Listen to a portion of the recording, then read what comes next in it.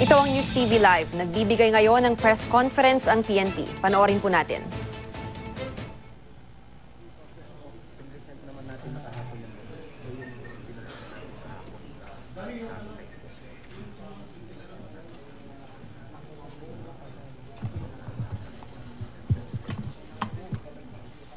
Ladies and gentlemen, good morning.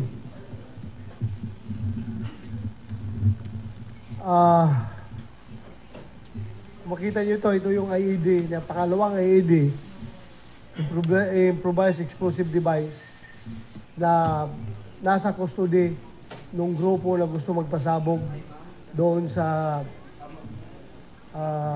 Baywalk. Ito yung pangalawa na sasabi. Bumiyahe sila dito, yung kailang sasakyan, may dalas-dalas ng 2 bomba. Itong isa ngayon, na-recover ito kaninang around kahapon, 3:45 p.m. December 7 by Manila Police District, Bulacan PPO, and some counterparts from the AAP. Ito'y hidden at the muddy portion of Doña Juanita Subdivision, Barangay Santa Ana, Bulacan. It was revealed by one of the arrested suspects, si Muhammad Humawas, who was presented yesterday. Meron pa tayong isang person of interest na pang-apat. Kasi originally sabi namin 5, di ba? 5 yung member ng grupo na yon, identified members. Yung isa ngayon, nasa custody na namin, yung pang-apat, but still undergoing investigation. And ito is safe na through render safe procedures using water cannon disruptor. Kaya nga nagkahiwa-hiwala yung ibang components of the IED dahil nga dinisrupt na. Kahiwalay na sila. It is a 105 millimeter projectile. Alam niyo yung 105, yung howitzer, canyon, yung canyon na artillery. This is an artillery round, not only a mortar round. Artillery round. Yung howitzer, kita niyo yung canyon na may gulong na nakaganon? 105 howitzer. Yung components nga ng IED na ito is 105 mm projectile, yung ulo. Mas mahaba pa siya kung kasama yung cartridge, yung shell na nilalagyan ng mga pulbura. Charges, tawag natin yun, charges. Electric blasting cap with leg wire. Pure plug of 105, fuse plug of 105 projectile. Charge supplementary TNT, Eveready 9 volts battery, improvised PC board using SIM card holder, Baofeng dual band transcept model. Ito, radyo. Radyo. So, radyo. And tape, packaging tape. Malakas ito. Around 75 to 80 meters yung kanyang radius. Asphalt radius. Ay, kung isang grupo, nagsiksikan yung mga 200 to 300 katao, kayang patayin ito sa isang bagsakan. 300 katao, basta magkalapit-lapit lang. Mas malakas ito dahil 105 howitzer ito. Yung sa Davao is mortar lang yun. Ang 60 mm mortar at saka 81 mm. As compared to this is howitzer round. Any questions?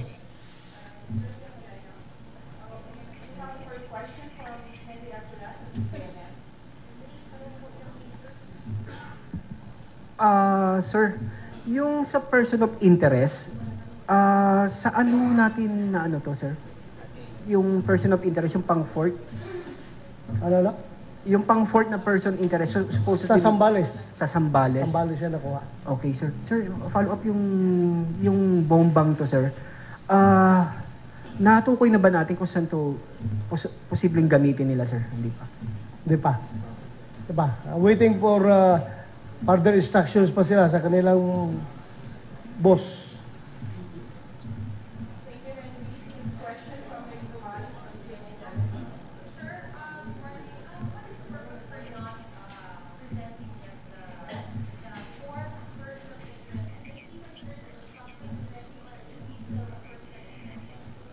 Suspect siya, pero may ongoing pa tayong mga operations. Nahabol pa yung ibang kasamahan niya, so... Lima. So, isa na lang hinahanap. But, hindi lang itong cell na ito, hindi lang naman operating independently. Meron pa ito ibang grupo pa, meron pa ibang connection. So, tinitiay pa siya ngayon.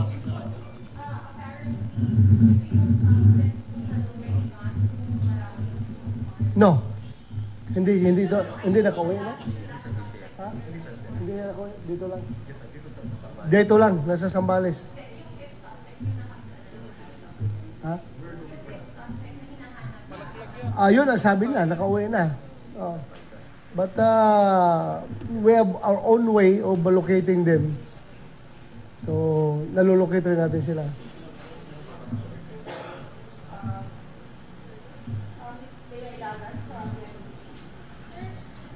Itong mga ganito, sir, itong mga ganito na bomba, nabibili lang ba ito or hindi ba sa militar lang to nanggagaling? Ano po ang investigation? Ito'y mga military OXO. Sabi natin, unexploded ordnance ng military, mga OXO.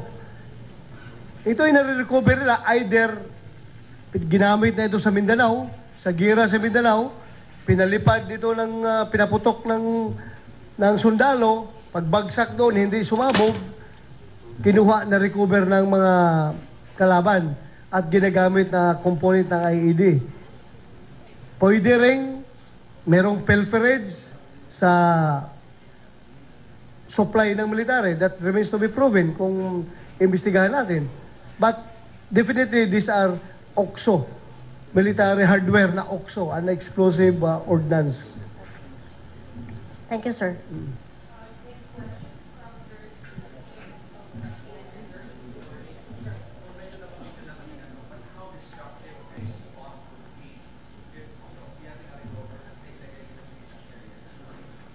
Sa sinabi ko na, it can kill around 300 people kung halimbawa isang yung malapit, isang grupo na halimbawa nag-grupo-grupo. Basta 70 to 80 meters yung kanyang casualty radius. Within 80 meters doon sa seat of explosion, 80 meters ka, tatay ka pa rin. Oo. Ganun kalakas ito. This canyon, literally canyon sa civilian.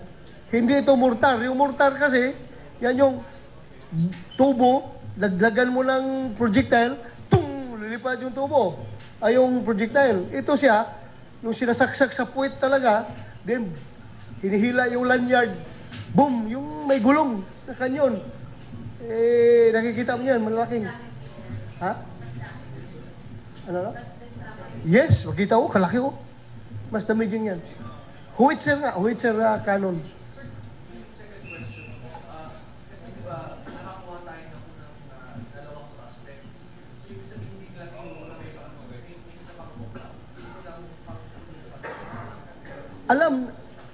Alam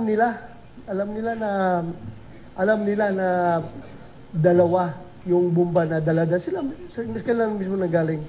Kaya through follow-up na recover ito.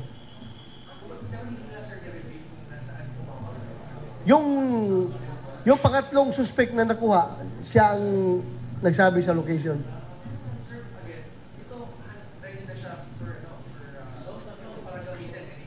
Yes. Sasabog yan kung Kompleto na eh. Ikuha talaga, complete IED na siya. IED, Improvised Explosive Device.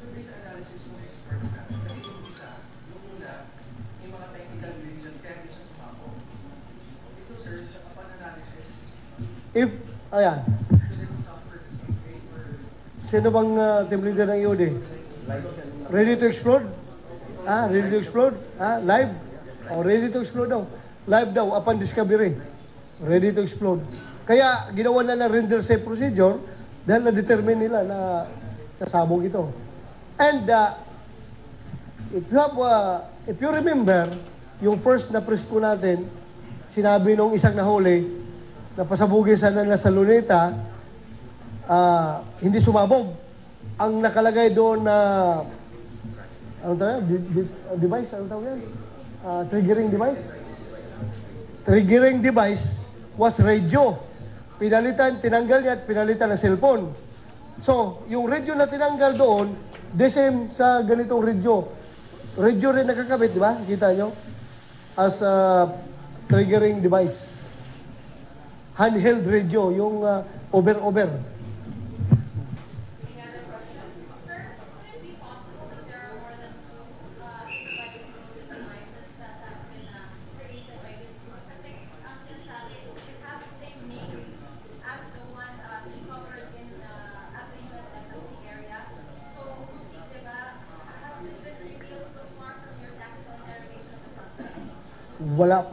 Wala pa, but we don't know yet kung gaano kadaming naipasok dito. But as far as that group is concerned, sabi nila, dalawa ito nakakarga sa rebo na biniyahin nila from Mindanao to Manila na tinambakan na ng unan para kung may checkpoint, hindi makita. Dalawa itong IED. And so far, yung dalawa na IED na yan is accounted na natin. Nasa custody na natin. Accounted na.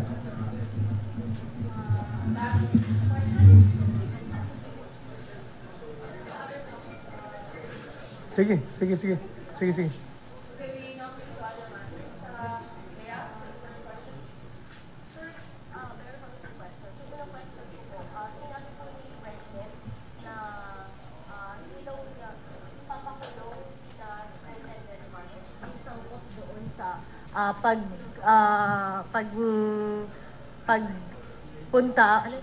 Pagpatay kay Alvera Leyte, Mayor Espinosa. Ano pong reaction niyo?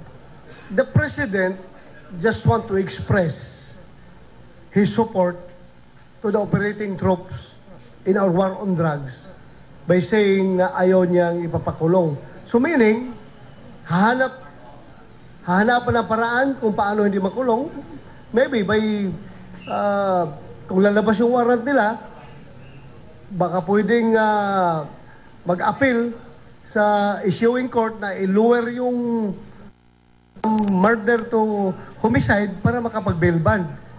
Makapag-bail, makapost ng bail. But not really, hindi niya obserbahin yung rule of law, yung mga procedures ng legal procedures. Hindi niya papayagan. So hahanap siya. Bibigyan niya ng magaling na abogado. Tulungan niya na merong abogado na makapagdepensa kanila. Pero hindi niya sinasabi na i-violate niya yung batas na itago niya yung mga tao niya, palayasin niya para hindi makukulong. No, hindi ganun ang intention ng Presidente. He just want to ipaparamdam sa kanyang Philippine National Police na I am with you, I am supporting you in this war on drugs. Sir, ang PNP naman, paano tutulungan yung grupo ni Colonel Marcos? Dahil talaga namang nag-operate sila doon at sangkot naman talaga sa drugs itong si Mayor Espinosa. Mga tauhan mo po sila, paano nyo po siya tutulungan? Sila? Yung on my part as the Chief PNP, dalawa yung aking function dito. I am here to situate that their moral and welfare is intact, is given proper attention. At the same time, andito rin ako bilang Chief PNP to discipline my erring personnel. Kung talagang may ginawa silang kasalanan. At as yung sabi ng NBI, Nakita naman doon sa investigation ng NBI na further investigation, lumalabas na rub out. Well, we respect their findings. Even the President himself did not interfere with the investigation. Sabi niya, okay, go ahead, that's murder. You file appropriate charges against this PNP personnel. And on his part naman, to show support dito sa mga tao na demoralize sa kanilang ginagawa, tutulungan niya. Maybe by hiring good lawyers. Yun Sir, ang gusto niya mangyari. Sir, isang question pa. Sir, ang missing link daw po between kay Superintendent Marcos at kay Digong doon sa pag-arbor po kina Marcos ay si Police Senior Superintendent Idilberto Leonardo. Meron po ba kayong info tungkol doon, sir? Siya daw yung tumawag sa iyo. Hindi ah. Who is he to call me? Di ba? Wala siyang kuwan dito. Hindi siya tumawag. Wala. Thank you, sir.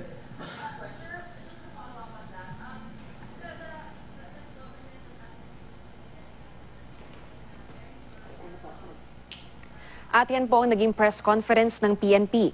Ipinakita ng PNP ang ikalawang IED na nasa kustodiya ng grupong nag-iwan din ng IED malapit sa US Embassy noong November 28. Narecover daw ito kahapon ng pinagsanib na puwersa ng MPD, Bulacan PPO at AFP. Itinago raw ito sa isang subdivision sa Bulacan, Bulacan. At nakuha ang impormasyon galing sa ikatlong suspect na naaresto kahapon na si Mohamed Humawas.